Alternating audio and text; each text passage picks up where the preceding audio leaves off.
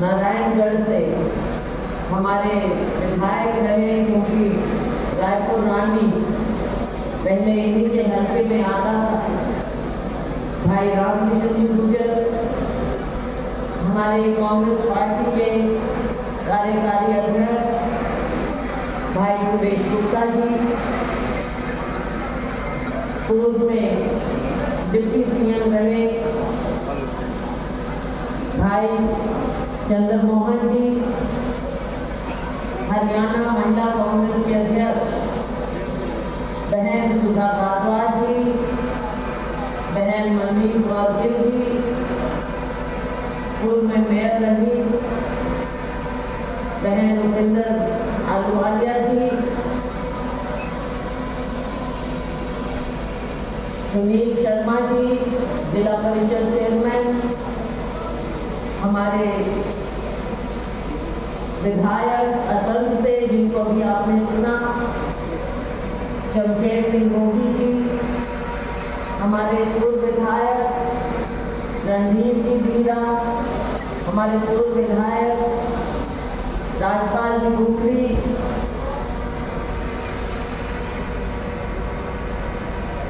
हमारे अन्य सभी सम्मानित साथीगण, जिला परिषद के मेंबर, हमारे पार्षद, सभी मंचासी हमारे साथी, हमारे दोनों संचालक अजय जी, विजय वर्मा जी, अन्य सभी साथी और यहाँ पर मेरी बहुत ही प्यारी बहनें, मेरे बुजुर्गों, नौजवान साथियों, मीडिया के हमारे साथियों,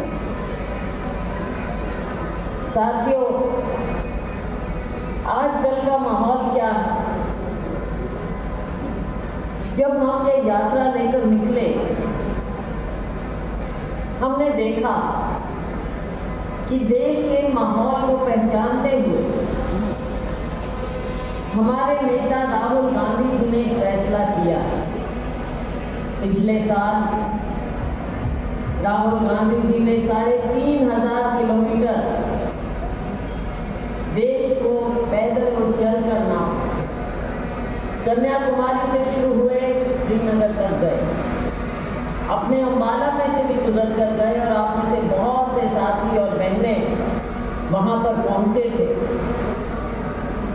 उस समय भी सर्दी थी और आप लोग वहां ठंड में खड़े चौक पर राहुल गांधी जी के नारे लगा रहे थे। और साथियों, अब राहुल गांधी जी मणिपुर से लेकर महाराष्ट्र तक, मुंबई तक यात्रा कर रहे हैं, बस यात्रा, पैदल यात्रा।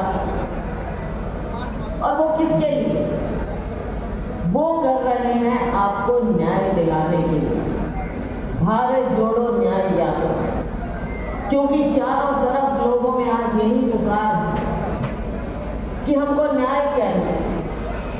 10 साल का आपने ये शासन और अगर कहें तो शासन आपने देखा है, तो लोग मांग रहे हैं कि हमें क्या मिला। मेरी माताएं बहनें बैठी, इनसे बात करो तो सबसे बड़ी बात कहती है महंगाई के बारे में, कि इतनी महंगाई हो गई है, हमारे बारे में क्या सोच रहे हैं। गरीब से गरीब इंसान त्रस्त है, मध्यम वर्ग का इंसान त्रस्त है। सभी लोग आज महंगाई की मार से जूझ रहे हैं। ये इस सरकार की देन है, ये वो सरकार माननीय मोदी जी जो कहते थे कि विदेशों से काला धन ला कर सबकी जेबों में डालेंगे, सबके खातों में डालेंगे। 15-15 लाख हैं, और अगर 15 लाख आपके खाते में, आपकी जेब में आ जाते तो देश में कोई गरीब नहीं रहता। आज के दिन कोई कुछ मांगता नहीं, लेकिन माननीय मोदी जी कहते हैं कि हम 80 करोड़ लोगों को देश में 5 किलो मुफ्त अनाज दे रहे हैं। अब बताइए, गरीबी तो है ही नहीं, जरूरत ही नहीं है किसी को। तो ये 80 करोड़ लोग कौन हैं जिनको 5 किलो अनाज दिया जा रहा है?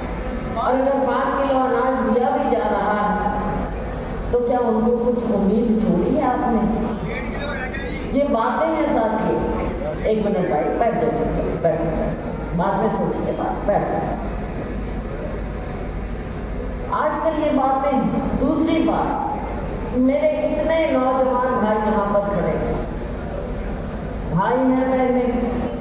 आजकल बहनों को भी नौकरी चाहिए, लड़कियां पढ़ती हैं, लिखती हैं बहुत, लड़के, और क्यों नहीं, क्यों नहीं? हम कहते हैं स्वावलंबी बने, आत्मनिर्भर बने। आत्मनिर्भर केवल नारा नहीं हो सकता, लोगों को सशक्त करना होगा। तो माननीय मोदी जी जो कहते थे कि किसान की आय दोगुनी कर देंगे 2022 तक, आज किसी से भी पूछो, किसान है, मजदूर है, गरीब है, मध्यम वर्ग का, बेरोजगार युवा, जिससे भी बात करो कोई ना कोई दुख की रग हर एक की मिल जाए। अभी भाई रंजीत की बात कर रहे थे बेरोजगारी, साथियों शर्म आती है जब हमारे हरियाणा के बारे में कहते हैं कि बेरोजगारी में अव्वल नंबर में आता है हरियाणा। तो क्या हमारे युवा काफी नहीं? अभी भाई ने बताया इजराइल जाओ, दूसरे देशों में जाओ।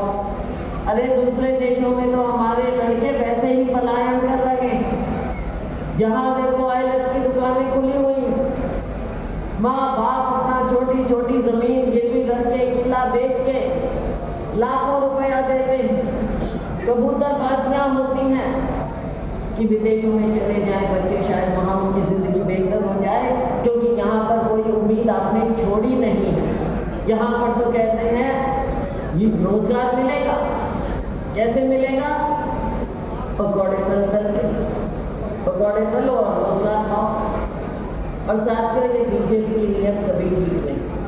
हम जहाँ हैं, अपना ये पूरा इलाका, एक जमाना था, नेहरू जी ने क्या सोच रखी थी। आज मोदी जी सबसे ज्यादा बुरा बोलते हैं नेहरू जी। नेहरू जी की उस समय सोच थी, HMT का प्लान कहाँ लेकर आए? इंदौर, कितने लोगों को रोजगार मिला था उस समय। लेकिन इन्होंने क्या किया? पिछली सरकार बनी बीजेपी की तो हमारा ACC प्लान, सूरजपुर का प्लान बचपन से मुझे याद है। हम छोटे छोटे होते थे और जब वो ट्रॉलियां ऊपर से जाती थी, हम जाकर वहाँ देखते। अब बच्चों को क्या बताऊँ कि हमने देखी हुई है ये चीज़ें। सब कुछ खत्म, सूरजपुर प्लान खत्म। और HMT की बात करें, जब हमारी सरकार थी उस समय हमने विशेष पैकेज दिलवाया था HMT के लिए, हमने बचाया था HMT को। हमारी सरकार ने, यूपीए सरकार ने, खुद मंत्री के पास हम कितनी बार गए, मेरे साथी आप लोग मेरे साथ वहाँ पर कितनी बार मिलने गए थे मंत्री, उन्होंने हमारी बात सुनी, HMT को पैकेज दिया। आज कहाँ है HMT? कहाँ गया वो नाम जिसने देश में ट्रैक्टर चलाकर हमारे किसान को स्वावलंबी बनाया? वो HMT। आज उसका नाम तो डॉक्टर है, वहाँ पे क्या दिया है? मुझे ये बताओ, यहाँ पर कितने लोग सेब उगा रहे हैं अपने यहाँ? कौन है सेब के यहाँ पर? कौन सेब उगा रहे हैं?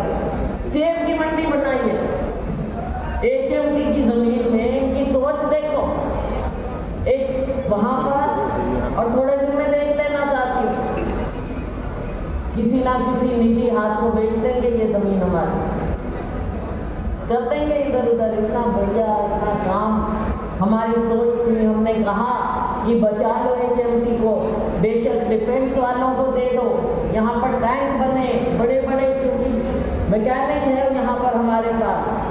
लेकिन इन्होंने नहीं सुनी, सेब की मंडी बना दी। कितना जल्दी है आप लोग बेहतर जान।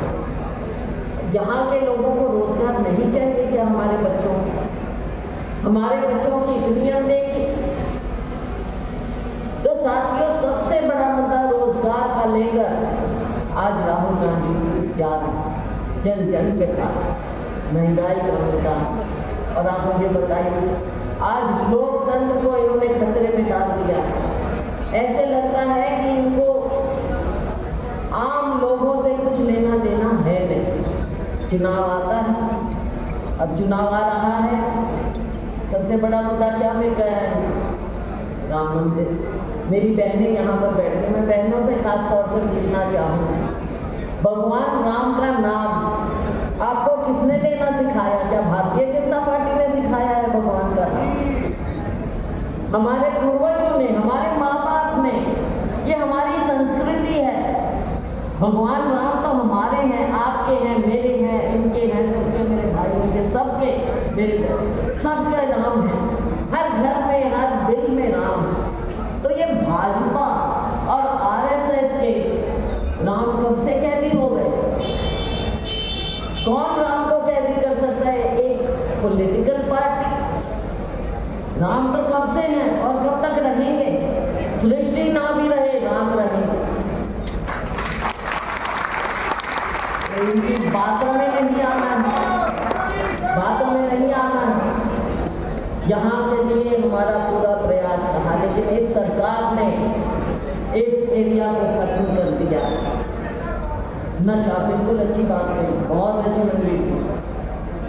आज के दिन जहाँ जाते हैं, मेरी बहनें ये भी बात कहती हैं कि इतना नशा फैल गया है। मुझे ये बताओ कि सरकार, प्रशासन बिल्कुल या आंख और कान और दिमाग बंद किए बैठे हैं? उनको दिख नहीं रहा कि नशा कितना फैल गया? हमारे ये नौजवान जिनको काम करना चाहिए, जिनको काम मिलना चाहिए, आज नशे की गिरफ्त में। हमारी नस्ल बिगड़ती जा रही। आगे क्या होगा? घर में आजकल एक एक दो दो लड़के होते, वो भी अगर नशे में आ जाएंगे तो घर का क्या होगा? बर्बादी ही बर्बादी। तो इनको नजर नहीं आता ये बात। और अभी भाई रणवीर जी ने जो कहा, नौकरियां बिकती हैं, पेपर बिकते हैं, हमने धरना किया, आप आए उसमें भी इन सब बातों के खिलाफ। लेकिन साथियों, इनकी कान पे जू तक नहीं गई। इनको सबक सिखाना पड़ेगा आप लोगों ने, क्योंकि आपका दर्द ये सरकार ना सुन सकती है ना देख सकती। आइए हम सभी लोग अपने क्षेत्र को भी बचाएं। यहाँ पर आपने हमारे प्रदीप चौधरी जी को जिताकर भेजा। प्रदीप जी दिन रात मेहनत करते हैं, लोगों के बीच में रहते हैं, लोगों की बात उठाते हैं सदन में। जो भी अपने इलाके की बात है, ये अपनी बात वहाँ उठाते हैं, अफसरों के पास जाते हैं, सबसे मिलते हैं कि मेरे इलाके में ये काम होना चाहिए।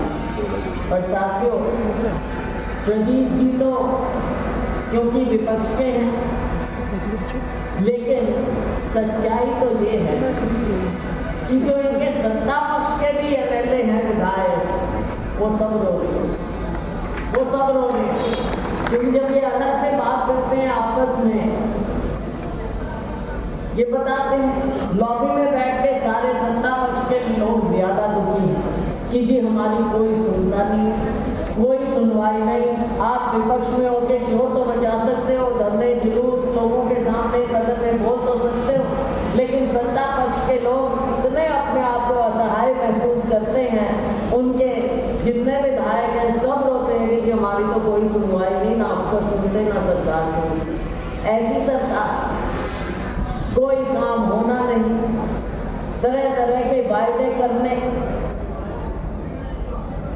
साथियों, हमारे समय में जो काम हुए, दो चार काम आपको गिनाना चाहूँगी। मुझे याद है जब हमने बड़ी जद्दोजहद करके यहाँ पर national institute of fashion technology हमने खुलवाया, उसका हमने नींव पत्थर रखा था। लेकिन हंसी की बात यह है कि जब इनकी सरकार आई तो दोबारा इन्होंने स्मृति ईरानी को बुला के फिर से उसका नींव पत्थर रखवा दिया। रखवा तो दिया, लेकिन बन भी गया, बन गया, काम हो रहा है, हमारे बच्चों को फायदा मिले यहाँ पर। तो मतलब मजाक देखो, हमने किया उसकी शुरुआत, जद्दोजहद की हमने, तब कहते थे कि कहीं और होना चाहिए, हमने कहा नहीं, हम यहाँ कमाएंगे, और दोबारा ये उसका नींव पत्थर रखवा रहे।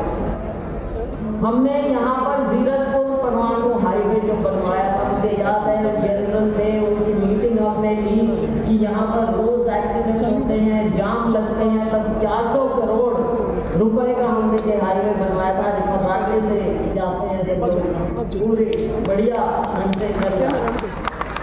तो साथियों, पिंजौर का बाईपास वहाँ तो डंडे चला करते थे, याद है किसी को? डंडे चला करते थे, गाड़ियाँ फंस जाती थी, वो भी बनवाया हमने। हाँ, IHSDP के मकान, मुझे ये बताओ उसके बाद कुछ हुआ है क्या? गरीबों के लिए कुछ किया है? कोई मकान, कोई कॉलोनी, कुछ नहीं? हाँ बिल्कुल, हमने मकान बनवाए थे, मुझे याद है जब मैं मंत्री थी पिंजौर में, कि वहाँ पर जो बेवा हो या जो असहाय लोग हों उनको मकान दे दो। पूरा हमने अच्छा कॉम्प्लेक्स बनवाया, मेरे को लगता है वो जर्जर हो चुका, अलॉट तक नहीं किए कि किसी गरीब का फायदा हो जाए, छत पर सर पे छत मिल जाए, वो सारी जर्जर हो गई। आपका पैसा, जनता का पैसा ऐसे खराब करते दिए नहीं, किसी को मकान नहीं देंगे। हमने शेल्डी ट्रेन चलवाई थी, तब अप्रूवल करवाया। अब साथियों, लेकिन इन लोगों ने, मुझे नहीं लगता उसके बाद कभी, हाँ घोषणाएं तो की होंगी सड़कों का।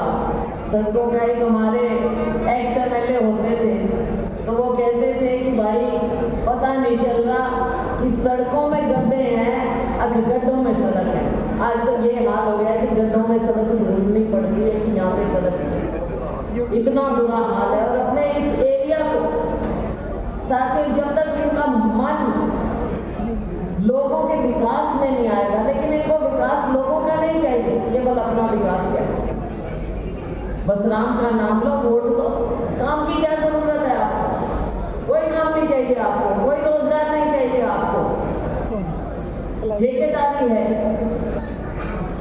स्कैम पर स्कैम, घोटाले पर घोटाले, कोई अंजाम नहीं। तो साथियों, समय आएगा, आने वाला समय आपका है। राहुल जी का, खड़गे जी का यही संदेश हम आपके बीच में लेकर आए हैं इस यात्रा के। भाई रणदीप जी, किरण जी और मैं और हमारे सभी साथ ये यात्रा लेकर निकले आपके बीच में आज, क्योंकि मैंने कहा अम्बाला हमारा क्षेत्र है, आप लोगों का विशेष मेरे ऊपर आशीर्वाद रहा, मेरी बहनों का, सबका। मुझे आपने यहाँ से बनाया भी, और फिर भाई उन्होंने आपको बदला दिया। तो चलो, हम नहीं जीत पाए, लेकिन हम लोकतंत्र में विश्वास रखते हैं कि कोई बात नहीं, हार जीत चुनाव अब होता है, लेकिन हम आप लोगों से जुड़े रहे, आप लोगों के बीच में आते रहे, धरने जुलूस हम करते रहे, जहाँ भी जाना और जब आप बुलाएं हम आते हैं, और आज भी ये संदेश लेकर आए। तो साथियों, आइए हम इस यात्रा के साथ जुड़कर राहुल जी का, खड़गे जी का संदेश लेकर जाएं, लोगों के बीच में जाएं। और आपका संदेश मैं आपको वायदा करती हूँ कि आपका संदेश भी हम लेकर जाएंगे। और जो ये कमियां रही हैं पिछले 10 साल, हमारे बच्चों के साथ जो भेदभाव हुआ है, हमारे बच्चों को जो रोजगार नहीं मिला, और मेरी बहनों दुख तकलीफ, समय आने दीजिए, हम हर घर को रोजगार देंगे, हर घर को रोजगार देंगे।